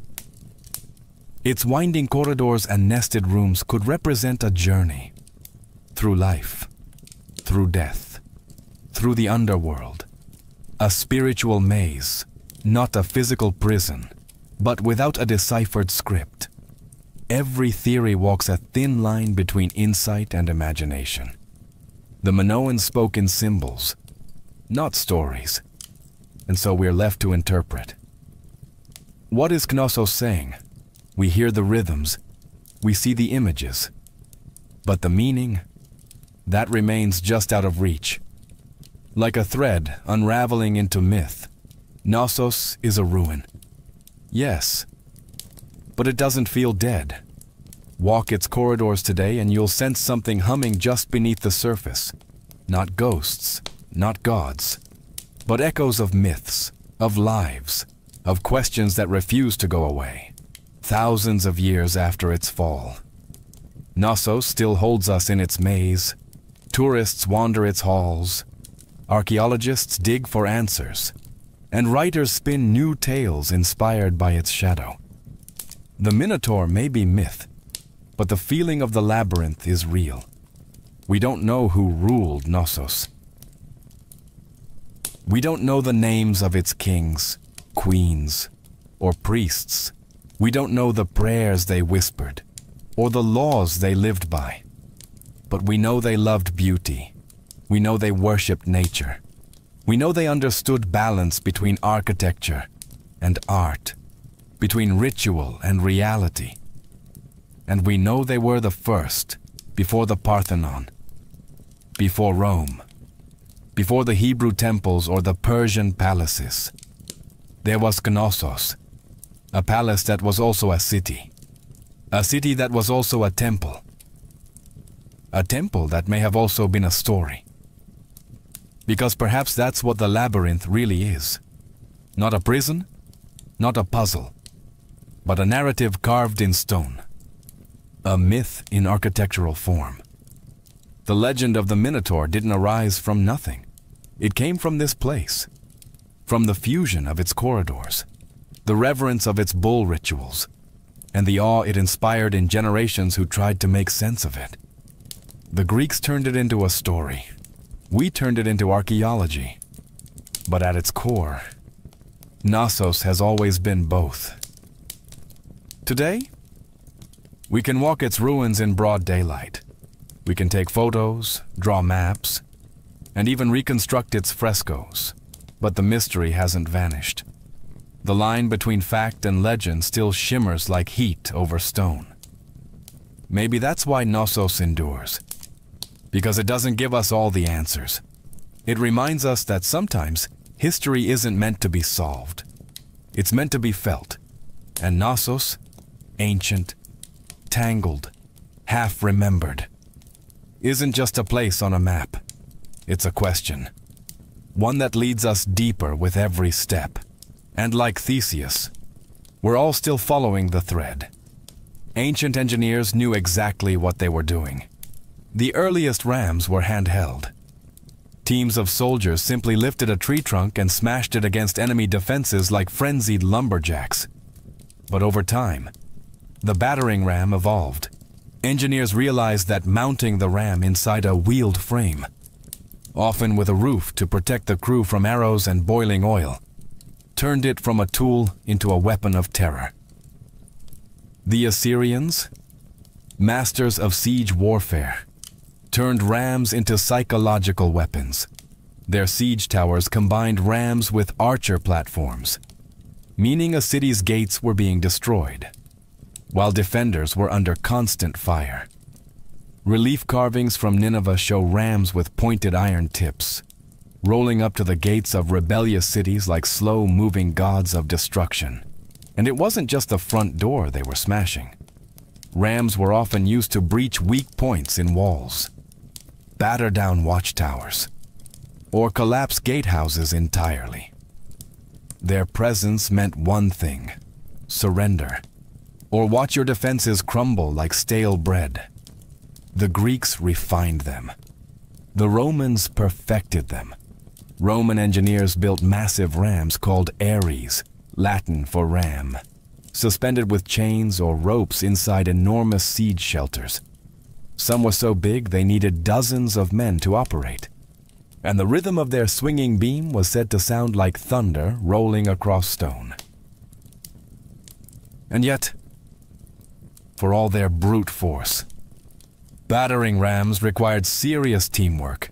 Operators had to keep the ram swinging in sync while also defending it from burning missiles, stones, and all manner of foul substances hurled from above. A stalled ram was a dead ram. Still, when a battering ram got going, really going, it was unstoppable. Wooden muscle versus human masonry. It was ancient physics, weaponized, and it was only the beginning of how engineers would make walls weep. If the battering ram was the brute, the catapult was the tactician. Where rams smashed close up, catapults attacked from a distance, launching not just stones, but psychological dread. They were the first real artillery pieces in military history, and they revolutionized siege warfare by weaponizing physics in ways that felt almost magical to the enemy. The earliest catapults emerged from the Greek world around the 4th century BCE, a product of brilliant minds who wanted to add range and momentum to warfare. Dionysius the Fur of Syracuse, a tyrant with a taste for cutting-edge violence, commissioned the first torsion-powered catapults, devices that used twisted bundles of sinew or hair as tension springs. These weren't slingshots for giants. They were precise instruments of siege terror. The genius lay in their mechanics. Engineers figured out that by twisting ropes tightly, often made from animal sinew, they could store enormous amounts of potential energy. When released, this force could hurl stones, javelins, or even flaming projectiles hundreds of meters. The two main types evolved quickly. The ballista, which launched massive bolts like a giant crossbow, and the stone-throwing catapult, which lobbed boulders over walls or directly at fortifications. Then came the Roman engineers, who never met a Greek idea they couldn't improve. They built catapults that could be broken down, packed onto carts, and reassembled on site. Portable siege engines for professional armies. Some Roman catapults could fire 60-pound stones at incredible speeds, capable of tearing through wooden gates, battlements, and occasionally unlucky soldiers. Catapults weren't just about destruction. They were about spectacle. Ancient generals used them to send messages, sometimes literally. Corpses were launched over walls to spread disease and fear. Severed heads were lobbed into besieged cities to shatter morale. In one chilling case, diseased bodies were fired into enemy territory as an early form of biological warfare. But catapults had their flaws. They were heavy, required skilled crews, and could be rendered useless by bad terrain. Still, when set up properly, they could batter a city into submission from a safe distance. And for the first time in history, cities realized their thick stone walls didn't just need to withstand a ram. They had to survive the skies. Because now, destruction came flying. If the catapult was clever, the trebuchet was majestic, towering, creaking, and terrifying. It was the undisputed king of medieval siege warfare. When one appeared on the battlefield, it wasn't just a weapon, it was a statement. It said, "Your walls mean nothing," unlike its tension-powered cousins. The trebuchet relied on gravity. At its core was a simple principle, a long, swinging arm mounted on a sturdy frame, with a heavy counterweight on one end and a sling on the other. Raise the weight, let it drop, and the arm would whip around, flinging the sling and its deadly payload in a high arc over enemy defenses.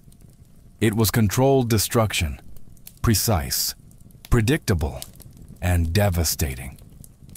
The origin of the trebuchet can be traced back to earlier traction models used by the Chinese as early as the 4th century BCE, where manpower replaced counterweights.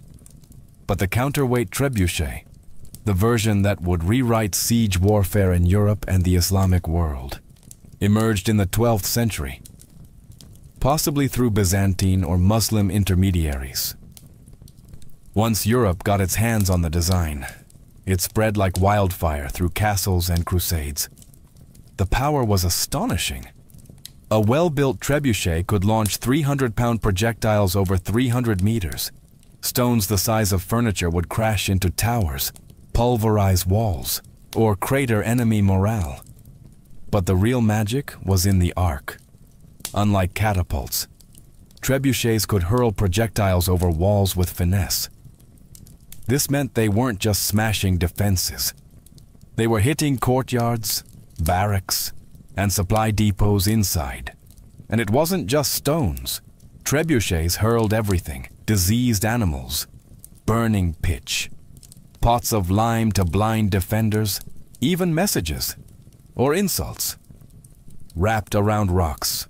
One legendary account from the siege of Stirling Castle in Scotland tells of Warwolf, a trebuchet so massive that the enemy surrendered before it was even fired. The king refused to accept the surrender, just so he could test the machine. But for all its destructive glory, the trebuchet wasn't fast. It took hours to build, minutes to reload, and demanded skilled engineers. Still, no other siege weapon combined range, force, and psychological horror quite like it. It was the medieval version of a slow-motion hammer from the heavens. And when that counterweight dropped, cities held their breath. While catapults launched from afar and battering rams smashed the gates, siege towers took a more personal approach. They rolled right up to the enemy's front door and dropped off armed invaders. Imagine a wooden skyscraper on wheels, covered in wet hides to prevent fire, bristling with archers and spearmen. That was the siege tower, the ancient equivalent of an armored personnel carrier and a mobile fortress in one. And when one of these started rumbling toward your city walls, you knew that the real fight was about to begin. Siege towers weren't subtle. They were big, bold, and terrifyingly effective when used properly. The Assyrians may have been among the first to deploy them in the 9th century BCE, but it was the Greeks, and especially the Hellenistic kingdoms, that took the design to theatrical extremes. During the siege of Rhodes in 305 BCE, the Macedonian general Demetrius built a 9-story tower called the Helepolis, or Taker of Cities. It was over 100 feet tall, equipped with catapults, covered in iron plates, and moved by thousands of soldiers. It also broke under its own weight. But the ambition, unmatched. The logic behind siege towers was simple. Walls only work if you can't get over them. Siege towers eliminated that advantage by creating an elevated platform from which attackers could descend onto the battlements, bypassing gates and scaling ladders. From the top deck, archers could rain death down onto defenders, while troops on the lower levels prepared to board. But these towers weren't invincible. They were slow, vulnerable to mud, and prime targets for defenders with fire arrows, rolling boulders, or even sabotage terrain. Smart defenders would dig ditches, flood moats, or build secondary inner walls known as counterscarp defenses, just to stop a tower's approach. Still, when they worked spectacularly. A breach in the wall was one thing, but having your own rampart suddenly crowded with enemy soldiers, that was chaos.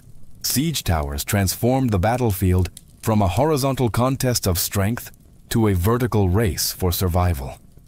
They made height an asset and a liability. And once the gangplank dropped from a siege tower to the city walls, there was no turning back. It was time for hand-to-hand hell.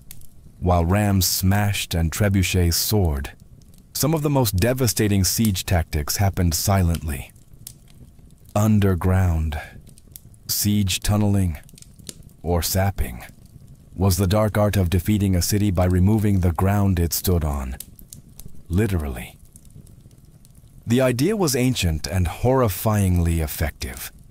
Dig beneath the enemy's wall, prop it up with wooden supports, then set those supports on fire. When the timbers burned away, the tunnel collapsed, taking the foundation of the wall with it. One moment, your city stood strong. The next, a massive section of the outer wall crumbled like stale bread. This method didn't look glorious. There were no grand engines or thunderous launches, but tunneling was the slow, invisible killer of fortress warfare. The Assyrians practiced early versions of it, but the technique reached full maturity with the Greeks, Persians, and later medieval European armies. During the siege of Plataea in 429 BCE, the Spartans attempted tunneling beneath the walls, only for the defenders to dig counter-tunnels and intercept them mid-dig, turning the soil into a knife-fight nightmare. This defensive tactic became known as counter-mining, and it added an eerie element to siege warfare. Imagine soldiers digging in pitch black, hundreds of feet beneath the earth, listening for the sound of enemy picks. The moment they heard tapping, they'd race to intercept, often resulting in violent, claustrophobic skirmishes fought by torchlight with knives and shovels. There was no glory in it, just terror, suffocation, and dirt. But when undermining worked, the results were catastrophic.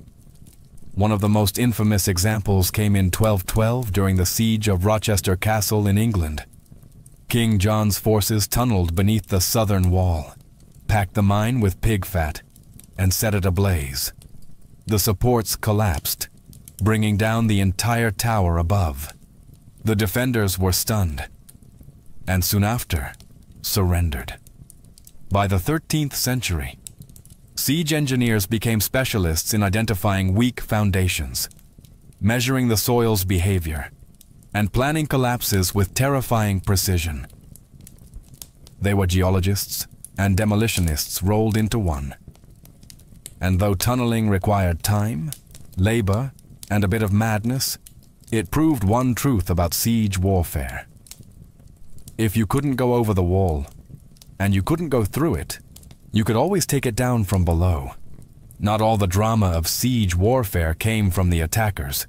For every ram built or tower rolled forward, defenders had their own deadly tricks, and sometimes those tricks were hot. Let's start with the most terrifying of them all, Greek fire. Developed by the Byzantines around the 7th century CE, Greek fire was a mysterious, napalm-like substance that could stick to ships, walls, and flesh, and kept burning even on water. Sprayed from siphons or hurled in clay pots, it created scenes of pure chaos. To this day, no one knows exactly how it was made. The formula was so secret that it died with the empire. But its effects, legendary.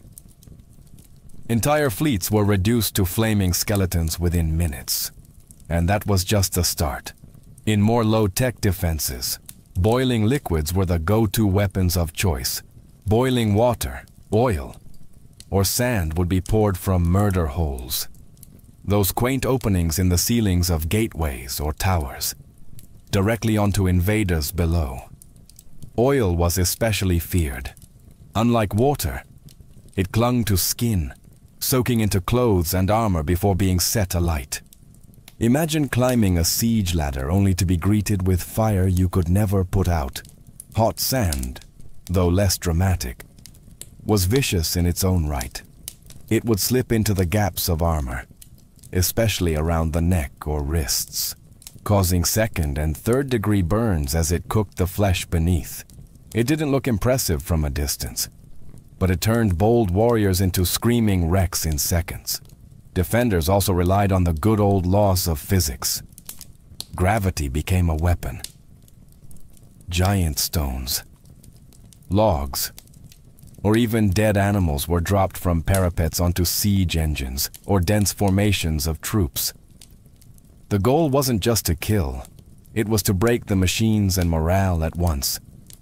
And then there were traps, hidden pits, collapsing bridges, spiked barricades.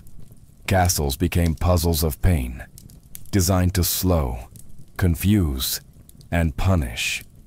All of this served one purpose: delay. Every minute a wall held was a minute closer to enemy supply lines running thin, to disease spreading in camps, or to reinforcements arriving. Siege warfare was a game of attrition, and while the attackers had physics on their side, the defenders had creativity and a whole lot of boiling rage. In siege warfare, raw destruction was only half the goal. The other half was psychological domination, breaking the will of the defenders before the walls even came down. Siege weapons weren't just tools of war. They were massive, creaking, flaming symbols of doom. Every groaning wheel of a siege tower, every arcing boulder flung by a trebuchet, was designed to plant one seed in the minds of those behind the walls. You are not safe. Ancient commanders knew this. The Assyrians paraded their siege engines openly, dragging them across deserts with grand fanfare. The Romans built their siege camps right in view of the enemy, letting defenders watch as battering rams were assembled and catapults tested. Siege was theater, and fear was part of the script. Sometimes the payloads themselves carried a message. Severed heads of messengers or generals would be launched over the walls, often still wearing their armor. At the siege of Constantinople, defenders were bombarded not only with rocks, but with bodies. Diseased corpses launched to spread panic and plague. During the Mongol siege of Kafir in 1346, it's believed that hurling plague-infected corpses over the walls helped trigger outbreaks of the Black Death in Europe. The trebuchet wasn't just a weapon. It was an announcement. When one of these giants was rolled into place, everyone inside the fortress could hear it before they saw it. The creaking of winches, the grinding of ropes, the heavy thunk of the counterweight, like the heartbeat of an incoming storm. But the most dangerous part, the unknown. You never knew what was coming next. Would it be a rock, a barrel of fire, a rain of arrows, or just silence? Ominous. Heavy silence as engineers adjusted their aim. Even the sounds became psychological weapons. The rhythmic thump of a battering ram, or the sudden silence before a shot would drive defenders mad with anticipation. For commanders, the goal was to create despair, to convince the enemy that resistance was pointless, that their gods had abandoned them, that their walls were nothing but temporary obstacles in the path of fate. And when that mental dam finally cracked, the gates often opened without a fight. Because in siege warfare, sometimes the mind collapsed before the masonry. As gunpowder thundered onto the battlefield in the late medieval era, the age of traditional siege engines came to a slow, splintering end. But their legacy didn't vanish. It evolved. The invention of cannons changed everything. A single well-placed shot from a cannon could do in seconds what a trebuchet took hours to achieve. Stone walls, once considered impenetrable, became liabilities. By the 15th century, the great castles of Europe were crumbling not from undermining or fire, but from iron balls crashing through their parapets. Siege warfare had entered its next phase, explosive, brutal, and deafening. And yet, the principles laid down by ancient siege engineers never disappeared.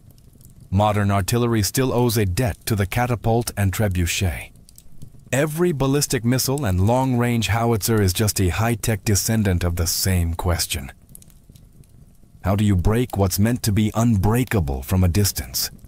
Physics, trajectory, tension, and force all discovered, tested, and perfected centuries before gunpowder ever entered the story. Even military psychology today, shock and awe, overwhelming firepower, visible dominance, has its roots in ancient siege tactics, those towering siege engines, rolling forward with flags snapping in the wind, were the original shock and awe. They weren't just about breaching a wall. They were about breaking the spirit of a city. You can still see their legacy etched into the ruins of ancient cities. At Masada, where Roman siege ramps still scar the desert. At Constantinople, where layers of walls stood for 1,000 years against every machine imaginable, until cannon fire finally brought them down. At castles across Europe, where round towers and angled bastions tell the story of a world constantly redesigning itself to survive the next siege. And today, even in a world of drones and satellite-guided missiles, siege warfare hasn't vanished.